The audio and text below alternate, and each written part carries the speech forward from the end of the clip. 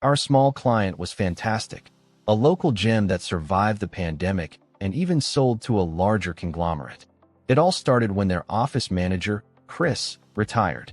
They interviewed candidates, eventually hiring Kayla. She was young, which wasn't wrong, but she had zero real-world experience, let alone managerial skills. Our role was strictly IT. We weren't their software experts, which meant we had limited visibility into her daily operational failures. She routinely messed up billing, paying the wrong customer the wrong amount, making Deb, the number 2 lady, constantly correct her mistakes. Deb was great. Older and close to her own retirement, she maintained order despite the surrounding chaos caused by her replacement. We had to set up every workstation with its own small UPS unit because the local power grid was lousy to boot. Kayla called us because her small UPS unit had finally given up the ghost. We shipped a replacement immediately. It was an easy instruction. Just keep things running while we waited for the replacement hardware to arrive in the mail. When the replacement UPS arrived, I made sure to point out the battery compartment door on the bottom.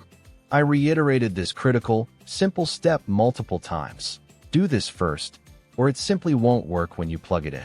She sounded frustrated and panicked over the phone, convinced we had sent her faulty equipment. Did you take the battery out underneath and plug it in?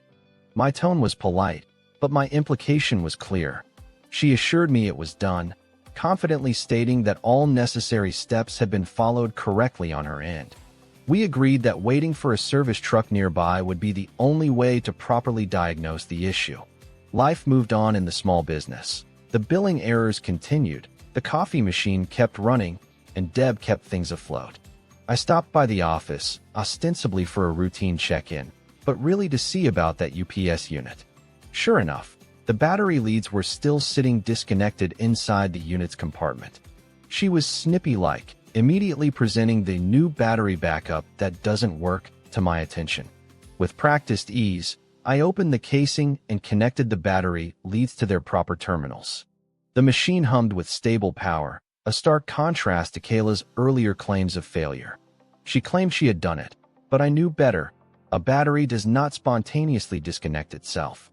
I simply did my work, checking cables, testing ports, and ignored her mounting attempts at deflection. I decided to chat it up with Deb instead, letting her conversation fill the awkward silence.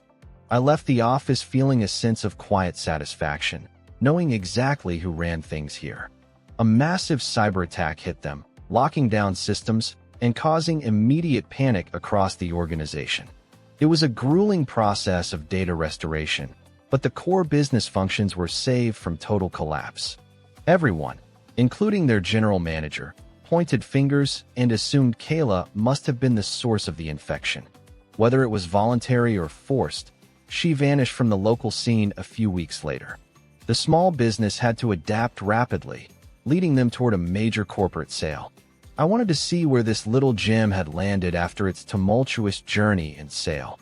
She wasn't just surviving. She was thriving, running the location as a key division manager. All the years of competence, the steady hand, and the quiet efficiency had paid off spectacularly. She was the true anchor of that small business, quietly managing its destiny from behind the scenes. Sometimes, the most valuable asset isn't the latest software or hardware, but the experienced human touch. Deb proved that experience, the kind earned over decades, is irreplaceable in any workplace setting. She navigated the chaos, survived the incompetence, and emerged as a powerhouse manager. Her steady presence ensured that even when everything else failed, the business kept running smoothly. Kayla was merely passing through, while Deb was fundamentally woven into the fabric of the company's success. She didn't just keep the lights on. She built the foundation for the company's next chapter.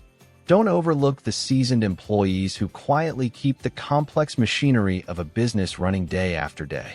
Her skill set proved transferable, making her invaluable to the larger conglomerate structure. She proved herself indispensable, securing not just her job, but the future of the entire division.